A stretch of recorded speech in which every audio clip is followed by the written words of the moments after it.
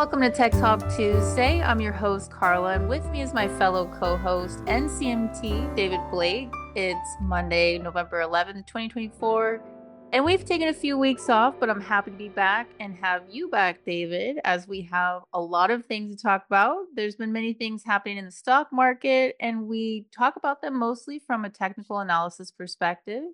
David, I hope they had a great weekend. How are you doing today? It was good, very, very good. Obradaga. All right, great to hear. Well, let's get started by taking a look at last week's market activity before we jump into what's ahead. That was Portuguese for thank you, by the way.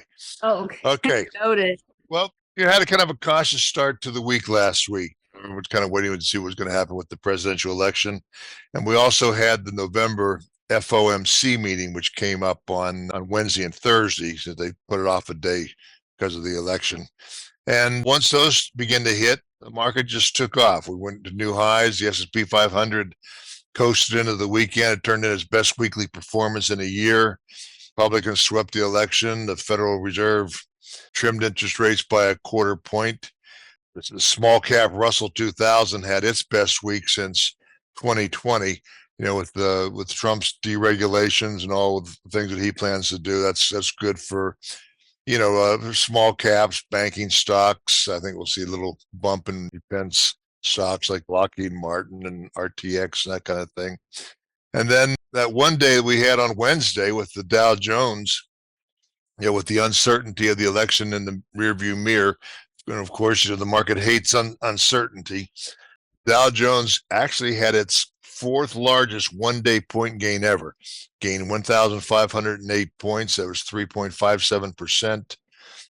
I think it was the best percentage move since something like 18.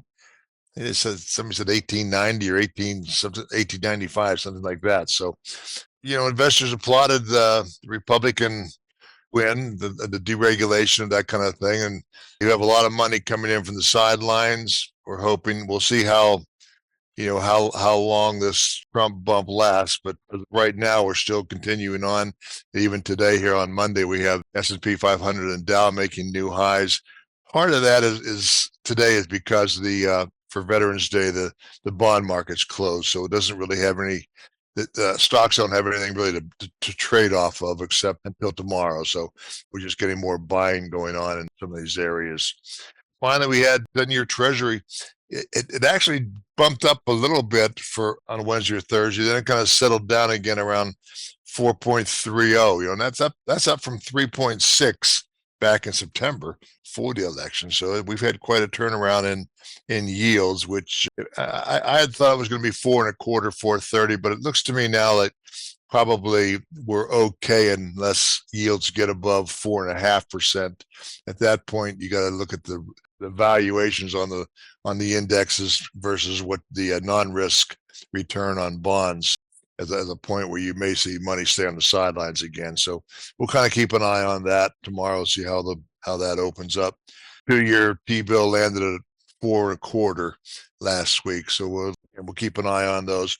Crude oil prices ended a little change. They were holding above $70 a barrel.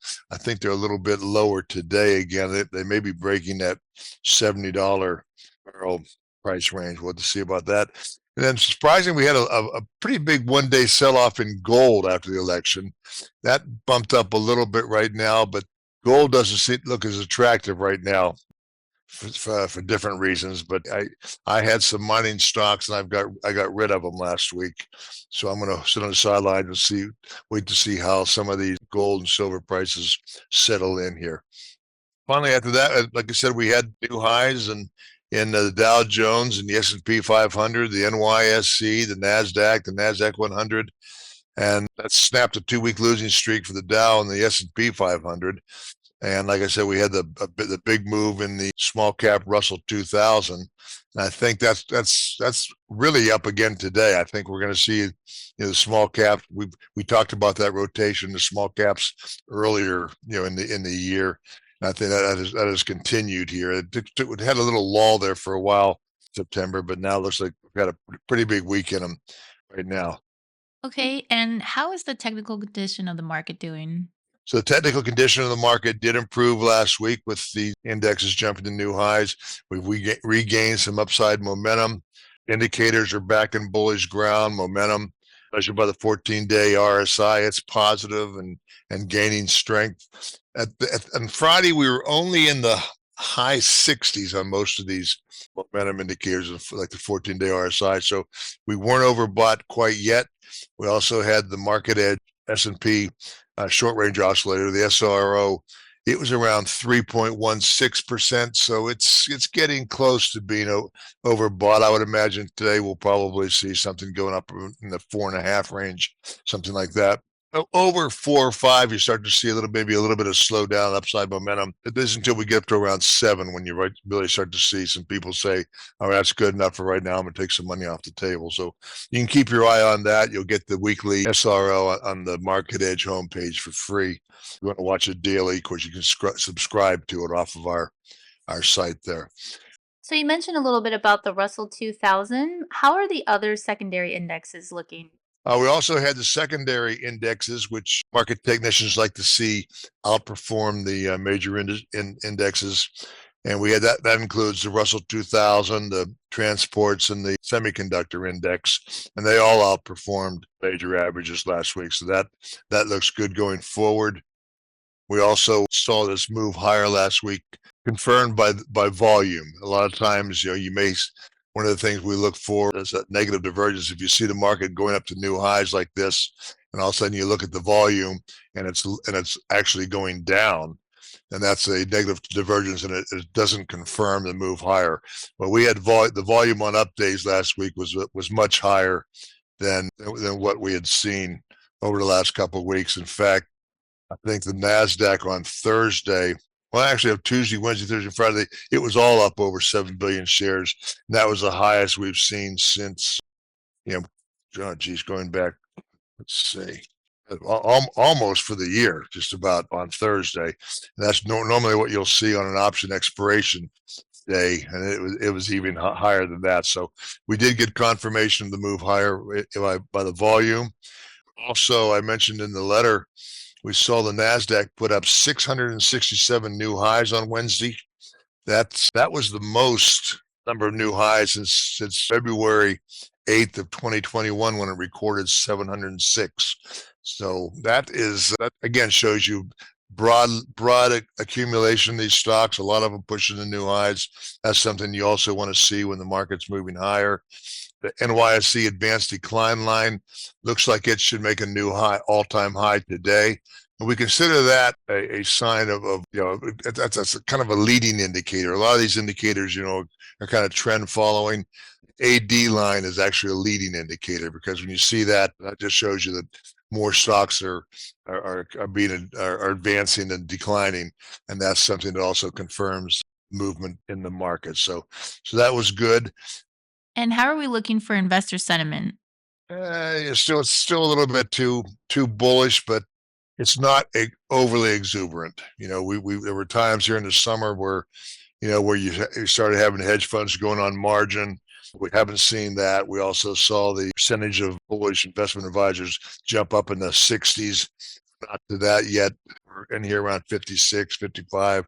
So not too bad there. It's above the average, even with retail investors. But that's something that, again, we're not to exuberant levels on that yet. Another kind of a red flag that I picked up was the fact that margin level, that's debt balances in accounts, that was up at 813 million. That's as of the end of September.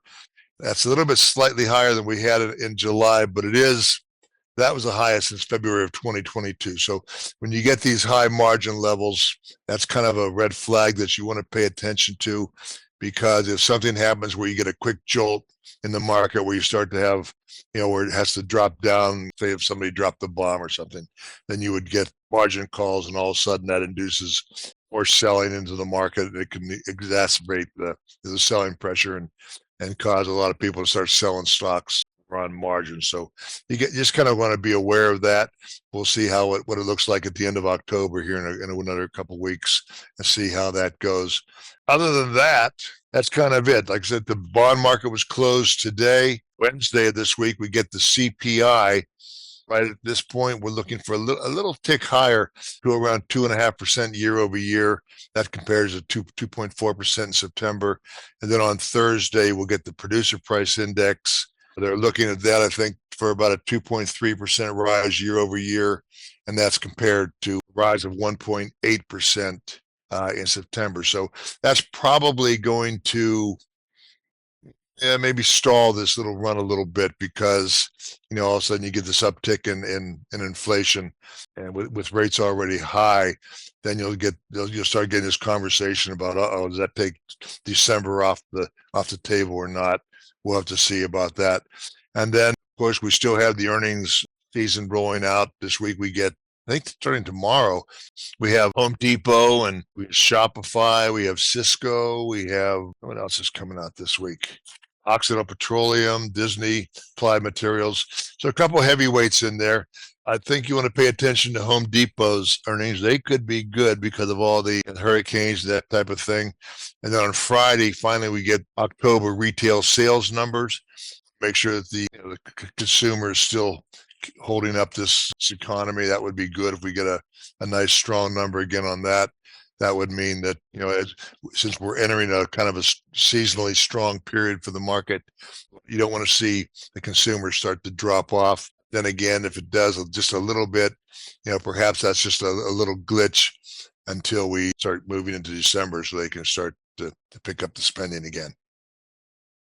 All right. Well, you mentioned the Trump bump. So do you think the Trump bump will continue on through the end of this year?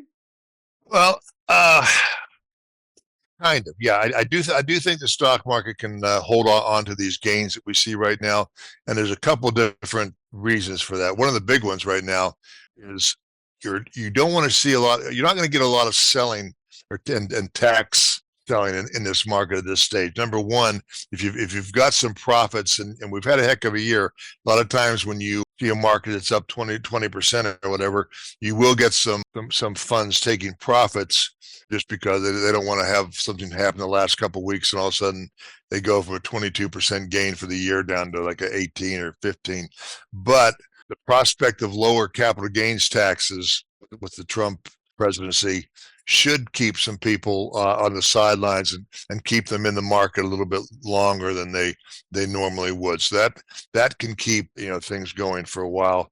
And then the deregulation on this thing, you've had banks underperform for several years actually, and this is their little chance to shine here a little bit.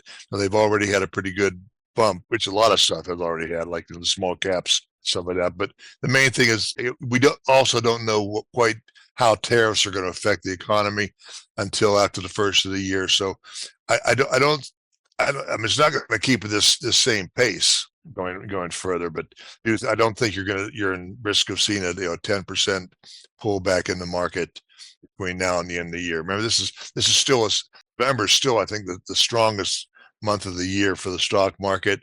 And as of last week, I think we're up 4%, 4.5% in November already, which is a good month, and that was only in 1 week. So I just think you're going to see maybe things are kind of level off a little bit, but because again, like the prospect of the lower capital gains taxes should keep limit on selling some of these positions. Okay. And you kind of talked a little bit about this, but we all know that the market has exploded here, like you mentioned. But we do have a bearish market posture and negative CTI. Is that still correct, or are we just kind of way off on our bearish market posture? Well, understand this, that the CTI, the Cyclical Trend Index, is a forecasting tool. It's not the MarketEdge second opinion. Those models are trend following models. They see the turn in the market of the stock, and they catch you on your way up. Then as this thing starts to roll over, it goes down. The CTI is looking for cycles in the market, and obviously, we're on the wrong side of it right here. But there's one thing that hurts who found these cycles and then does this thing back here, uh, in the 50s and 60s. One thing he did bring out, and there was something that's called fundamental explosion in the market, where something happens that all of a sudden is going to speed up the cycles or slow down the cycles.